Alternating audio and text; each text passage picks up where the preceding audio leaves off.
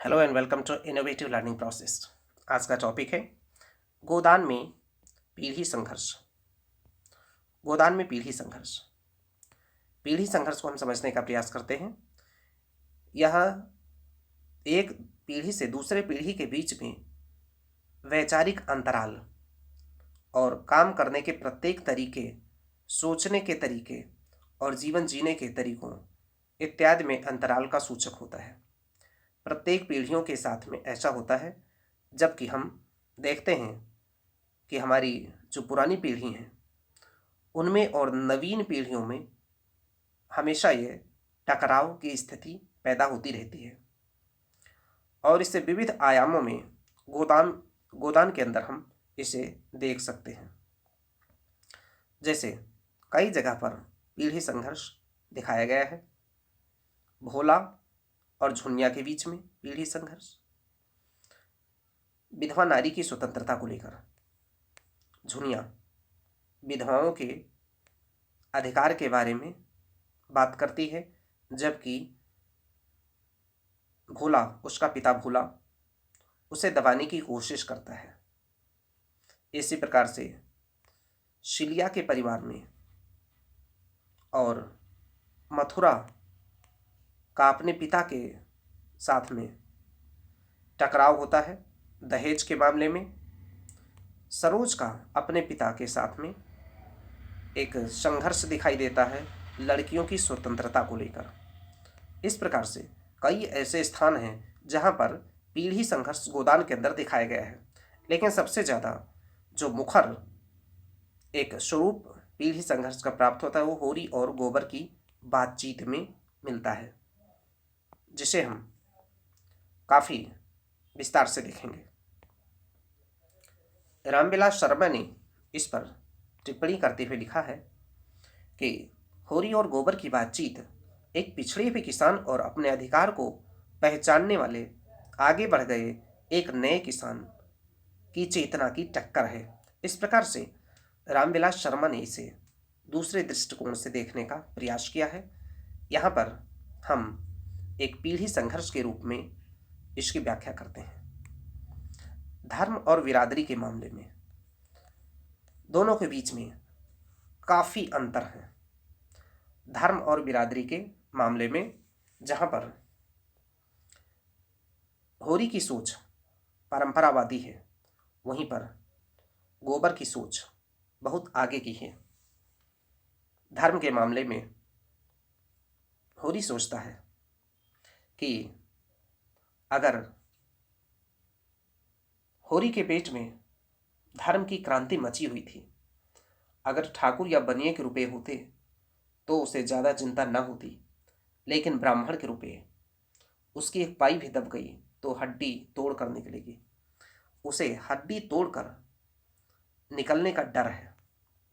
यह दरअसल उसकी धार्मिक मान्यताओं का परिणाम है, क्योंकि उसे पता है कि अगर ये ठाकुर या बनिए के पैसे होते तो उसे इतनी चिंता ना होती, लेकिन चूंकि ये ब्राह्मण के पैसे हैं इसलिए उसको हड्डी तोड़कर निकलने का भय है।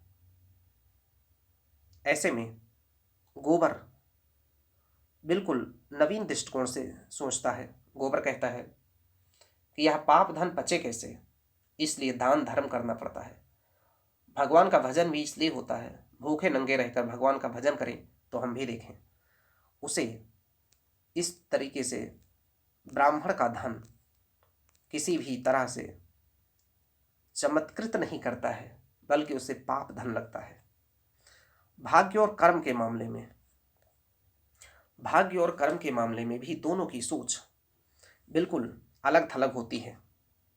जहाँ पर होरी सोचता है कि हम लोग भगवान के बनाए हुए गुलाम हैं, वहीं पर गोबर सोचता है कि यह गुलामी बनावटी है, इसे किसी भगवान ने या किसी अन्य सत्ता ने नहीं बल्कि समाज के लोगों ने तैयार किया है। होरी कहता है भगवान ने जब गुलाम बना दिया है तो अपना क्या बस। भगवान ने जब गुलाम बना ही दिया है तो अपना क्या बस। छोटे बड़े भगवान के घर से बनकर आते हैं। संपत्ति बड़ी तपस्या से मिलती है। उन्होंने पूर्व जन्म में जैसे कर्म किए हैं उनका आनंद भोग रहे हैं। हमने कुछ भी नहीं संचा तो भोगें क्या। जबकि गोबर जवाब देता है कि ऐसा नहीं है। वो कहता है यह सब मन को समझाने की बातें हैं। भगवान सबको बराबर बनाते हैं। यहाँ जिसके हाथ में लाठी है वह गरीबों को कुचल कर बड़ा आदमी बन जाता है। अर्थात उसने ताकत को सबसे महत्वपूर्ण हथियार समझा है, जबकि होरी ने उसे अपने नियति के रूप में स्वीकार कर लिया है। एक अन्य मामला है जहां दोनों की टक्कर होती है, एकल और संयुक्त परिवार के मामले में। होरी जहां संयुक्त परिवार की बात करता है और परिवार की मर्यादा को बनाकर रखने में ही अपनी शानो शौकत समझता है, वहीं पर गोबर व्यक्तिगत सुखों के बारे में अत्यधिक चिंतित है। होरी कहता है कि अपने भाई लाख बुरे हों, हैं तो अपने भाई ही। अपने हिस्से बखरे के लिए सब मरते हैं, पर इससे खून थोड़े ही बंट जाता है। वो कहता है कि सब अपने हिस्से के लिए लड़ते हैं, लेकिन इससे खून नहीं बट जाता है। अर्थात वो संयुक्त परिवार का पोषक है। जबकि गोबर कहता है कि घर में क्या मेरा हिस्सा नहीं है। अगर झुनिया पर किसी ने हाथ उठाया तो आज महाभारत हो जाएगा। वो महाभारत करने की बात करता है, अर्थात वह विद्रोही बन जाता है। इस प्रकार से दोनों के बीच में एक चेतना की टक्कर दिखाई देती है। एक यथास्थितिवादी है होरी और दूसरा प्रतिक्रियावादी है गोबर। दोनों के बीच में मेल मिलाप कोसों दूर दिखाई देता है।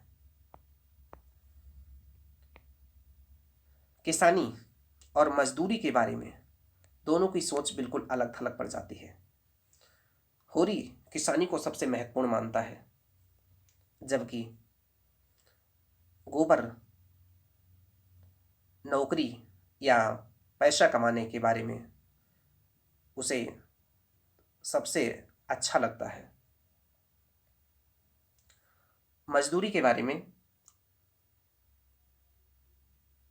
वह कहता है कि वह अकेला 125 कमाएगा। यही तो लोग कहेंगे कि मजदूरी करता है। कहने दो, मजदूरी करना कोई पाप तो नहीं है।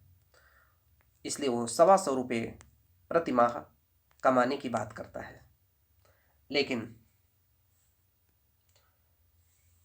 होरी इसके विपरीत सोचता है। हालांकि उसे किसानी में ही मर्जाद दिखाई देता है। वो कहता है खेती में जो मर्जाद है वह नौकरी में तो नहीं है। बिरादरी के बारे में दोनों की अलग सोच है। होरी सोचता है कि हम सब बिरादरी के चाकर हैं, हम उससे बाहर तो नहीं जा सकते हैं। जबकि गोबर कहता है कि रुपए हो तो ना हुक्का पानी का काम है और ना जात बिरादरी का। दुनिया पैसे की है, हुक्का पानी कोई नहीं पूछता है। उसे हुक्का पानी व्यर्थ के लगते हैं, सबसे महत्वपूर्ण पैसा है। इस प्रकार से दोनों की चेतना में काफ़ी अंतर दिखाई देता है और यही कारण है कि इसे हम एक पीढ़ी अंतराल या पीढ़ी संघर्ष की समस्या को कह सकते हैं।